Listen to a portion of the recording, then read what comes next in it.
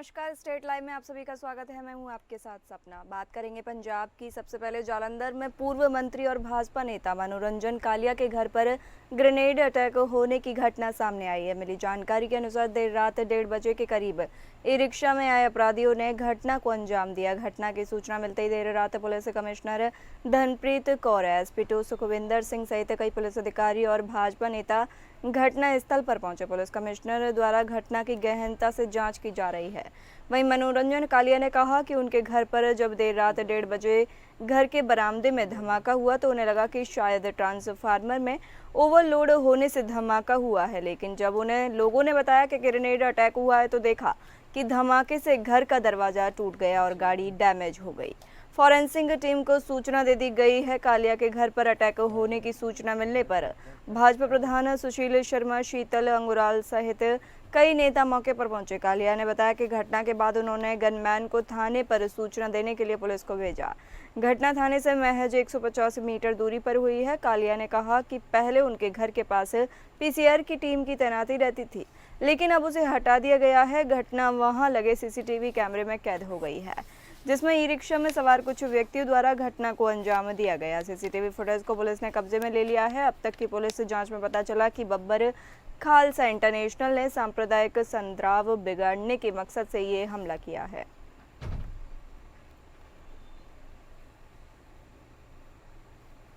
Around 1 ਵਜੇ ਸਾਨੂੰ information ਮਿਲੀ ਕਿ ਇੱਥੇ ਕੋਈ ਵਿਸਫੋਟ ਜਿਹਾ ਹੋਇਆ ਹੈ। ਸੋ ਜਿਹਨੂੰ ਅਸੀਂ ਆ ਕੇ ਇੱਥੇ ਚੈੱਕ ਕੀਤਾ ਹੈ, ਸਾਰੀਆਂ ਟੀਮਾਂ ਨੇ ਉਸ ਵੇਲੇ ਚੈੱਕ ਕੀਤਾ। ਫੋਰੈਂਸਿਕ ਟੀਮਾਂ ਵੱਲੋਂ ਵੀ ਇੱਥੇ ਜਾਂਚ ਕੀਤੀ ਗਈ ਹੈ ਤੇ ਅਸੀਂ ਇਸ 'ਚ ਅੱਗੇ FIR ਰਜਿਸਟਰ ਕਰਕੇ ਜੋ ਅੱਗੇ ਬਣਦੀ ਕਾਰਵਾਈ ਹੈ ਉਸ ਤੇ ਤਫਤੀਸ਼ ਕਰਕੇ ਅਮਲ ਵਿੱਚ ਲੈਂਦੇ ਹਾਂ। ਕਿੰਨੇ ਜਾਨੇ CCTV में क्या सामने आया है जी? ਅਜੇ CCTV ਟ੍ਰੇਲ ਐਗਜ਼ਾਮਿਨ ਕੀਤੀ ਜਾ ਰਹੀ ਹੈ ਤੇ ਅਸੀਂ ਹੁਣੇ FIR ਰਜਿਸਟਰ ਕਰ ਰਹੇ ਹਾਂ ਤੇ ਅੱਗੇ ਇਹਦੇ ਵਿੱਚ ਜੋ ਬਣਦੀ ਕਾਰਵਾਈ ਹੈ ਉਸ ਵਿੱਚ ਲੈ ਕੇ ਆਈ ਜਾ ਰਹੀ ਹੈ। ਫਿਲਹਾਲ ਅਸੀਂ ਏਰੀਆ ਜੋ ਹੈ ਜੋ ਜਿੱਥੇ ਆਪਾਂ ਨੂੰ ਇਨਫੋਰਮੇਸ਼ਨ ਆਈ, ਸੋ ਅਸੀਂ ਆਸ-ਪਾਸ ਦਾ ਏਰੀਆ ਸਿਕਿਉਰ ਕੀਤਾ ਹੈ।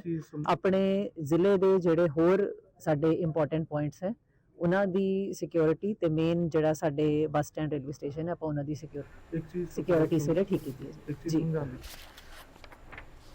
जालंधर में पूर्व मंत्री और भाजपा नेता मनोरंजन कालिया के घर पर ग्रेनेड अटैक होने की घटना सामने आई है। मिली जानकारी के अनुसार देर रात 1:30 बजे के करीब ई रिक्शा में आए अपराधियों ने इस घटना को अंजाम दिया। घटना की सूचना मिलते ही देर रात police commissioner Dhanpreet Kaur, SP2 Sukhwinder Singh सहित कई पुलिस अधिकारी और भाजपा नेता घटना स्थल पर पहुंचे।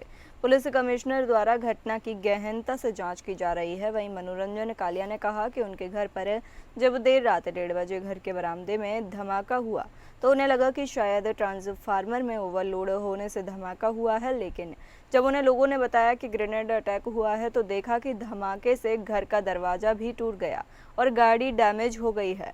फॉरेंसिक टीम को सूचना दे दी गई है। कालिया के घर पर अटैक होने की सूचना मिलने पर भाजपा प्रधान सुशील शर्मा, शीतल अंगुराल सहित कई नेता मौके पर पहुंचे। कालिया ने बताया कि घटना के बाद उन्होंने गनमैन को थाने पर सूचना देने के लिए पुलिस को भेजा। घटना थाने से महज 150 मीटर की दूरी पर हुई है। कालिया ने आगे कहा कि पहले उनके घर के पास PCR की टीम की तैनाती रहती थी, लेकिन अब उसे हटा दिया गया है। घटना वहां लगे CCTV कैमरे में कैद हो गई है, जिसमें ई रिक्शा में सवार कुछ व्यक्तियों द्वारा इस घटना को अंजाम दिया गया है। CCTV फुटेज को पुलिस ने कब्जे में ले लिया है। अब तक की पुलिस जांच में पता चला कि बब्बर खालसा इंटरनेशनल ने सांप्रदायिक सद्भाव बिगाड़ने के मकसद से ये हमला किया है।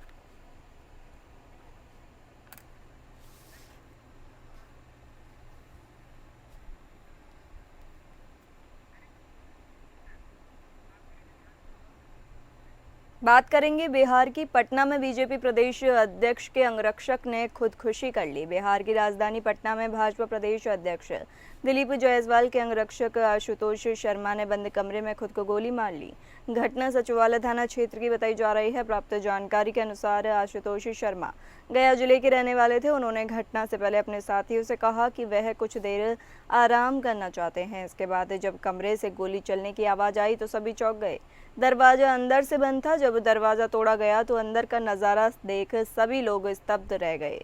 क्या ये आत्महत्या का मामला है या हथियार साफ करते वक्त गोली चल गई, यह अभी स्पष्ट नहीं हो सका है। पुलिस जांच में जुट गई है और हर पहलू को ध्यान में रखकर मामले की छानबीन कर रही है। घटना की जानकारी मिलते ही वरिष्ठ पुलिस अधिकारी और फॉरेंसिक टीम मौके पर पहुंच गए। पूरे मामले की गहनता से जांच की जा रही है। शव को पोस्टमार्टम के लिए भेजा गया है और पुलिस ये जानने की कोशिश कर रही है कि गोली चलने के पीछे की असली वजह क्या है। वहीं भाजपा के प्रदेश कार्यालय में भी इस घटना को लेकर गहरी चिंता जताई जा रही है।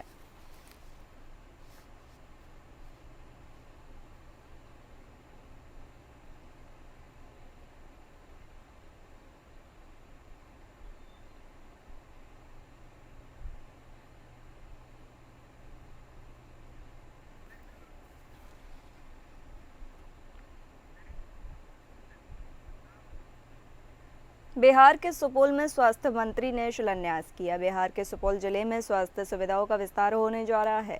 स्वास्थ्य मंत्री मंगल पांडे ने बसंतपुर में सामुदायिक स्वास्थ्य केंद्र के नए भवन का शिलान्यास किया। कार्यक्रम में पीएचडी मंत्री और स्थानीय विधायक नीरज कुमार सिंह बबलू भी मौजूद रहे। यह अत्याधुनिक अस्पताल 7,855 वर्ग फुट क्षेत्र में बनेगा। इसकी निर्माण लागत 4.74 करोड़ रुपए है। अस्पताल को अक्टूबर तक पूरा करने का लक्ष्य रखा गया है। 30 बेड वाला यह अस्पताल वीरपुर, भीमनगर और सीमावर्ती क्षेत्रों के लोगों को स्वास्थ्य सेवाएं प्रदान करेगा।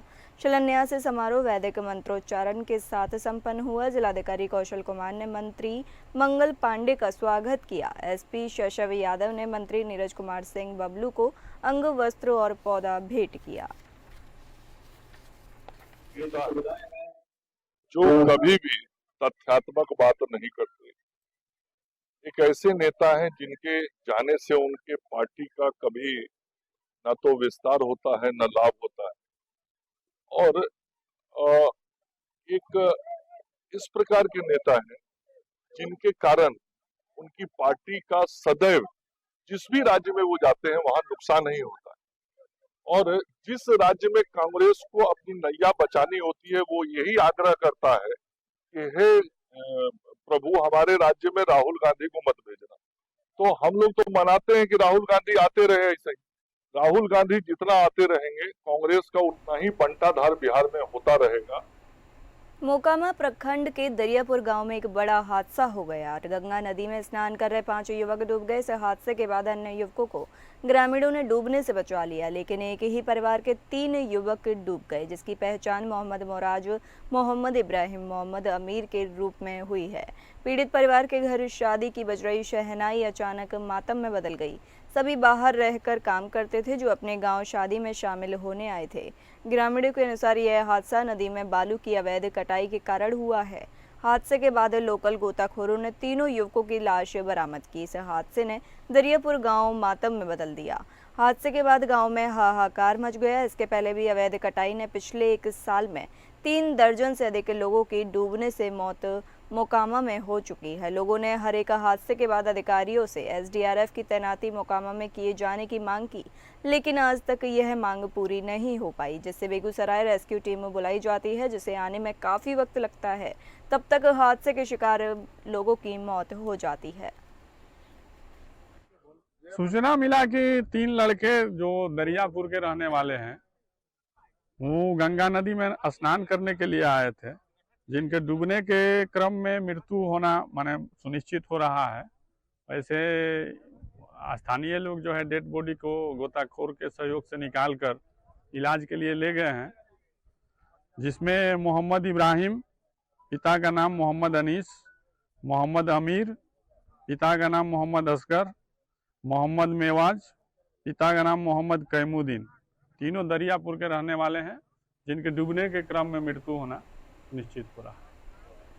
बिहार के सुपौल जिले में बुलडोजर वाले दबंगों की गुंडागर्दी सामने आ रही है। सुपौल जिले के पिपरा थाना क्षेत्र के अंतर्गत महेशपुर में एक पूर्व मुखिया द्वारा दिन दहाड़े गुंडागर्दी किए जाने का मामला सामने आया है। आरोप है कि पूर्व मुखिया जय कुमार चौधरी ने अपने बेटे, रिश्तेदारों और 8 से 10 अज्ञात अपराधियों के साथ मिलकर हथियारबंद होकर रिटायर्ड फौजी रामनारायण जायसवाल के आवासीय घर जमीन पर जबरन कब्जा करने की कोशिश की है। इतना ही नहीं, यह भी आरोप है कि उन्होंने जेसीबी मशीन से मकान को भी गिरा दिया है। इधर इस घटना का वीडियो भी घर में लगे सीसीटीवी में कैद हो गया है, जिस वीडियो में साफ तौर से जेसीबी से मकान तोड़ने का वीडियो देखा जा सकता है। पीड़ित रामनारायण जायसवाल भारतीय सेना से सेवानिवृत्त हैं। उन्होंने इस मामले में पुलिस अधीक्षक सुपौल को लिखित शिकायत देते हुए बताया कि 27 मार्च 2025 से ही जय कुमार चौधरी, उसके बेटे राहुल कुमार दारा चौधरी, कलीम मियाँ, कुद्दुस मियाँ, जैतुल मियाँ तथा अन्य अज्ञात बदमाश हथियारों से लैस होकर उनके घर के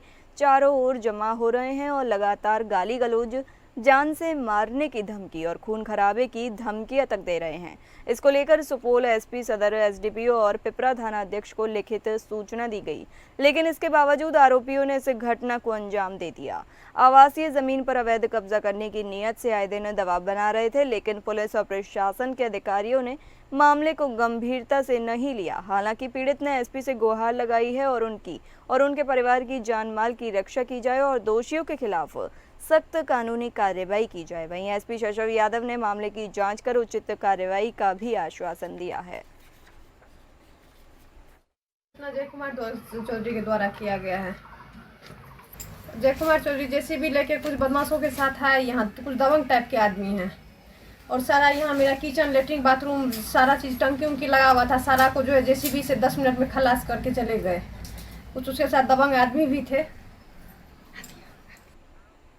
बात करेंगे झारखंड की। बोकारो में पूर्व मंत्री जगरनाथ महतो की पुण्यतिथि मनाई गई। चंद्रपुरा प्रखंड के सिंगारी मोड़ स्थित बीएड कॉलेज मैदान में बने पूर्व शिक्षा मंत्री जगरनाथ महतो की समाधि स्थल पर दूसरी पुण्यतिथि का आयोजन किया गया। इस मौके पर झारखंड सरकार के मंत्री योगेंद्र महतो, मंत्री सुदव्य कुमार सोनू, विधायक मथुरा प्रसाद महतो, विधायक कुमार जयमंगल सिंह, पूर्व मंत्री बेबी देवी, पूर्व मंत्री जलेश्वर महतो और कांग्रेस नेत्री अनुपमा सिंह सहित कई गणमान्य नेता पहुंचे हुए थे। बड़ी संख्या में स्थानीय लोग भी दिवंगत नेता को श्रद्धांजलि देने पहुंचे थे। समारोह के दौरान उस समय माहौल तनावपूर्ण हो गया जब डुमरी विधायक और झारखंड लोकतांत्रिक क्रांतिकारी मोर्चा के केंद्रीय अध्यक्ष जयराम महतो श्रद्धांजलि देने पहुंचे।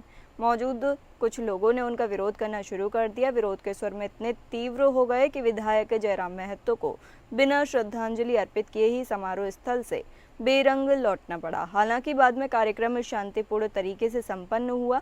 अब यह घटना राजनीतिक गलियारों में चर्चा का विषय बन गई है।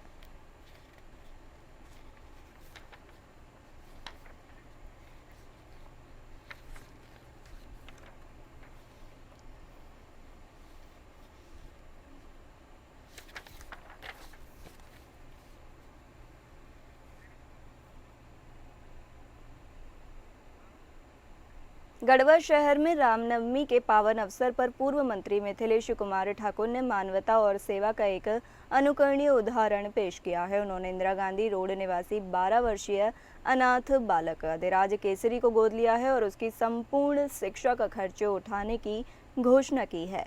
अधिराज केसरी माता पिता की असामयिक मृत्यु के बाद वह अनाथ हो गया था और उसके भविष्य को लेकर गहरी चिंता बनी हुई थी, लेकिन रामनवमी के दिन मांझी याओ मोड़ झंडा चौक पर आयोजित महावीर मंडल के मंच से पूर्व मंत्री ने यह घोषणा कर अधिराज को नया जीवन और आशा दी।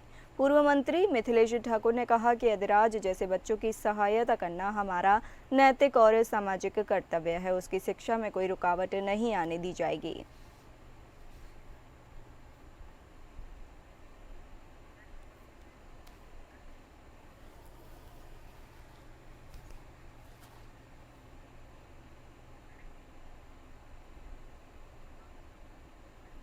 देवघर में संयुक्त ट्रेड यूनियन ने खोला मोर्चा। आपको बता दें, देवघर जिले के एसपी माइंस चित्रा में प्रदूषण गर्मी के समय उड़ते धूलकण से हो रही समस्या और यहां पेयजल की व्यवस्था नहीं होने से मजदूर कर्मचारियों के विरोध की नीति के खिलाफ सहित 7 सूत्री मांगों को लेकर सोमवार को संयुक्त ट्रेड यूनियन मोर्चा के बैनर तले चित्रा महाप्रबंधक कार्यालय के समक्ष विरोध प्रदर्शन किया गया। इसके बाद एक प्रतिनिधिमंडल ने 7 सूत्री मांग पत्र को अध्यक्ष सह प्रबंधक निदेशक ईसीएल सक्तोरिया के नाम से एसपी माइंस चित्रा के महाप्रबंधक को दिया गया।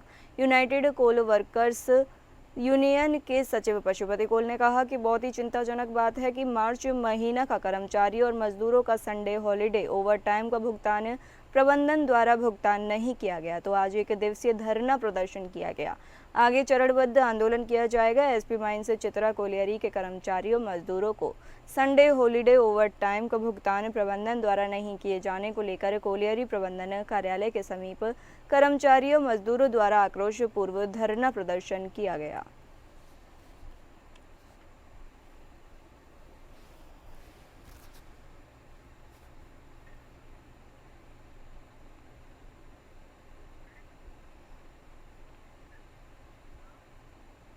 बेरमो में चोरी की घटनाएं बढ़ रही हैं और पुलिस कार्रवाई पर सवाल उठ रहे हैं। सीसीटीवी कैमरे में कैद हुई चोरी की घटना ने लोगों को आक्रोशित कर दिया है। बेरमो थाना क्षेत्र के अंतर्गत रामविलास +2 रोजगार मुखी विद्यालय में लगातार चोरी की घटना को अंजाम दिया जा रहा है, जिससे लेकर विद्यालय के प्राचार्य रामाशीष चौधरी ने बेरमो थाने में बताया कि 22 मार्च से ही चोरों के द्वारा बिजली की तार सहित अन्य सामान की चोरी हो गई है, जिसकी जानकारी बेरमो थाने को दी गई। उन्होंने बताया कि 1 अप्रैल को भी चोरों के द्वारा चोरी की घटना को अंजाम दिया गया। वहीं विद्यालय संपत्ति को क्षतिग्रस्त करने से संबंधित आवेदन दिया गया है। चोरों के द्वारा, अराजक तत्वों के द्वारा विद्यालय भवन के सभी बिजली तारों की चोरी की गई है, पंखों की चोरी की गई है तथा सीसीटीवी कैमरे और उसकी व्यवस्था को भी क्षतिग्रस्त कर दिया गया। लगभग कितने की चोरी की गई हो? 3.5 से 4 लाख के बीच विद्यालय संपत्ति को नुकसान हुआ है और बिजली तारों इत्यादि की चोरी हुई है, पंखे की चोरी हुई है। वर्तमान समय में जितने भी प्रकार के ऑनलाइन विभागीय कार्य हुआ ठप है। बच्चे गर्मी में काफ़ी परेशान हैं, पेयजल की समस्या उत्पन्न हो गई है। मेन स्विच से संबंधित जितने भी तार हैं चोर काट करके ले जा चुके हैं। बात करेंगे गुजरात की। अहमदाबाद में 8 और 9 अप्रैल को कांग्रेस का राष्ट्रीय अधिवेशन हो रहा है। इस मौके पर कांग्रेस प्रवक्ता अंशु अवस्थी ने कहा कि पूरा देश कांग्रेस की तरफ उम्मीद भरी निगाहों से देख रहा है, क्योंकि मोदी सरकार को आम देशवासी की चिंता नहीं है। वह तो अपने उद्योगपति मित्र की सेवा में लगे हैं। आम आदमी पर तो महंगाई, बेरोजगारी और तानाशाही का चाबुक चलाया जा रहा है। ऐसे में कांग्रेस ही एक उम्मीद बचती है। इस अधिवेशन में पूरे देश से 2200 से ज़्यादा राष्ट्रीय कार्यकारिणी के सदस्य शामिल हो रहे हैं और निश्चित तौर से अधिवेशन के बाद पूरे देश में कार्यकर्ताओं में उत्साह, एक आत्मविश्वास पैदा होगा। उत्तर प्रदेश से 200 से ज़्यादा डेलीगेट गुजरात के अहमदाबाद अधिवेशन में पहुंच रहे हैं, जिसमें सभी वरिष्ठ नेता शामिल हो रहे हैं। कांग्रेस पार्टी का राष्ट्रीय अधिवेशन गुजरात की धरती पर 64 साल बाद दोबारा से हो रहा है, क्योंकि देश जब जब संकट में पड़ा, देश को जब जब कुछ तानाशाही ताकतों ने अंधेरों की तरफ खींचने का काम किया, तो गुजरात से हमें रोशनी मिली। वो रोशनी हमें कभी महात्मा गांधी के रूप में मिली, वो रोशनी हमें कभी सरदार वल्लभ भाई पटेल के रूप में मिली, जिन्होंने इस देश को उस अंधेरे से खींचकर फिर से रोशनी के पथ पर बढ़ाने का काम किया। कांग्रेस पार्टी का ये राष्ट्रीय अधिवेशन, जिसमें पूरे देश से 2200 से ज्यादा कांग्रेस के राष्ट्रीय कार्यकारिणी के सदस्य, एआईसीसी डेलीगेट शामिल हो रहे हैं। उत्तर प्रदेश से 200 से ज्यादा डेलीगेट्स राष्ट्रीय कार्यकारिणी के सदस्य शामिल हो रहे हैं। 8 और 9 अप्रैल को इस होने वाले राष्ट्रीय अधिवेशन को हमारे देश के जननायक, जननेता, देश के भावी प्रधानमंत्री आदरणीय राहुल गांधी जी संबोधित करेंगे और हमें दिशा देंगे, ऊर्जा देंगे।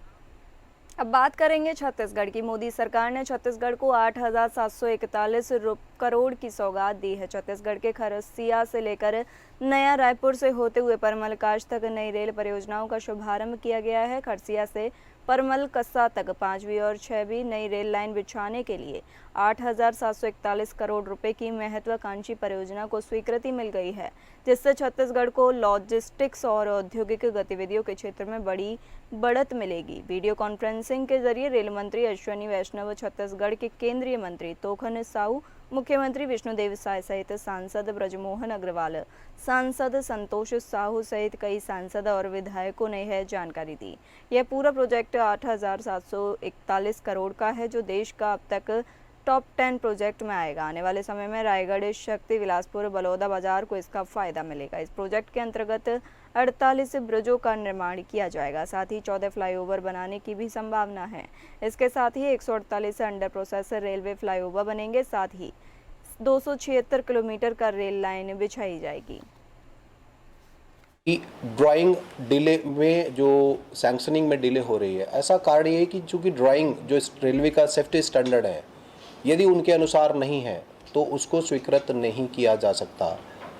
इस संदर्भ में पत्र के द्वारा पीडब्ल्यूडी विभाग को, जैसे आपने इस विषय में पूर्व में भी चर्चा कर चुके हैं, कमतराई के विषय में बात करते हैं जो हमारे लेवल क्रॉसिंग है, तो जो ड्राइंग, जो अप्रूव्ड ड्राइंग या जो डिज़ाइन स्टैंडर्ड डिज़ाइन होना चाहिए तो उसके अनुरूप नहीं था, इसलिए उसको बार बार उसको सही करने के लिए उनको वापस किया गया। साथ ही साथ जब फाइनल रूप में वो तैयार हुआ तो उस समय तक कॉस्ट एस्केलेशन इतना ज़्यादा हो चुका था कि पीडब्ल्यूडी को फिर उसका अप्रूवल लेने में काफ़ी लंबा समय लगता। तो अतः रेलवे ने जनता के हितों को ध्यान में रखते हुए उस कार्य को स्वयं करने का फैसला किया है, जो कि अब फास्ट ट्रैक मोड पर है। तो यहाँ पर रेलवे सेफ्टी में कोई भी समझौता किए बिना जनता को अपनी सेवाओं के विस्तार हेतु कटिबद्ध है और उसमें प्रयासरत है। सर, लगातार ट्रेन चलने की बात हो।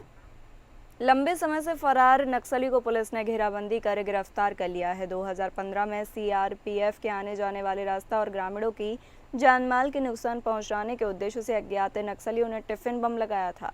टिफिन बम की सूचना मिलने पर बीडीएस की टीम और सीआरपीएफ की जवान के द्वारा एक ही जगह पर बम लगाने की लगातार चिन्ह अंकित किया गया था। इसके बाद बम स्थल को घेराबंदी कर सुरक्षा पूर्वक बम को डिफ्यूज किया गया था और अज्ञात नक्सलियों के विरुद्ध समरी थाने में मामला दर्ज कर नक्सलियों की तलाश में पुलिस जुट गई थी। आखिरकार झारखंड से घेराबंदी कर टिफिन बम लगाने वाले नक्सली को पुलिस ने गिरफ्तार कर लिया है।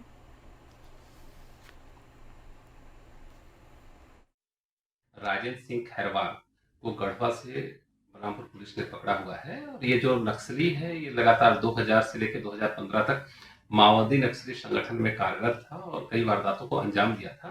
इसी कार्यक्रम में सामरी में अपराध क्रमांक 11/2015 धारा 4 का विस्फोटक पदार्थ अधिनियम व छत्तीसगढ़ जन विशेष जन सुरक्षा अधिनियम 2005 की धारा 8(1)(3) के तहत ये आरोपी फरार था और लगातार फरार चल रहा था, जिसे सूचना मिलने पर हमारी टीम ने गढ़वा में उसके घर से घेराबंदी करके पकड़ा है और आज माननीय न्यायालय में पेश किया जा रहा है। अब बात करेंगे मध्य प्रदेश की। मध्य प्रदेश के रतलाम जिले में एक अनूठी परंपरा देखने को मिली। मध्य प्रदेश के रतलाम जिला मुख्यालय से 55 किलोमीटर दूर एक गांव ऐसा भी है जहां रावण की नाक काटकर उसका अंत 6 महीने पहले किया जाता है। इस अनोखी परंपरा को हिंदू मुस्लिम दोनों मिलकर निभाते हैं। जिला मुख्यालय से करीब 55 किलोमीटर दूर चिकलाना गांव में रावण की मूर्ति की नाक काटकर 6 महीने पहले ही उसका प्रतीकात्मक अंत कर दिया जाता है। इस गांव में चैत्र नवरात्रि में रावण के अंत की परंपरा वर्षों से चली आ रही है। दरअसल गांव की इस अनोखी परंपरा में ग्रामीण चैत्र नवरात्रि के 10वें दिन भव्य समारोह आयोजित कर भाले से रावण की नाक काटकर उसका अंत करते हैं। यहाँ शारदीय नवरात्रि के दशहरे पर रावण दहन नहीं होता, इसके पहले गांव में भव्य समारोह का आयोजन होता है, जिसके बाद राम और रावण की सेना कार्यक्रम स्थल पर पहुंचती है। यहाँ दोनों सेना के बीच वाक युद्ध भी होता है, जिसके बाद रावण का अंत किया जाता है। आपको बता दें कि यहाँ रहने वाले लोगों से जब इसके पीछे की वजह पूछी गई तो वो बताते हैं कि प्रसिद्ध कहावत नाक कटना का मतलब है बदनामी होना, लिहाजा रावण की नाक काटे जाने की परंपरा के पीछे एक अहम संदेश छिपा हुआ है। बुराई के प्रतीक की सार्वजनिक रूप से निंदा के जरिए उसके अहंकार को नष्ट करने में हमें कभी भी पीछे नहीं हटना चाहिए। लोग ये भी बताते हैं कि रावण ने माता सीता का हरण किया था, इसी अपमान का बदला लेने के लिए अब यहाँ लोग रावण की नाक काटकर उसका अपमान करते हैं।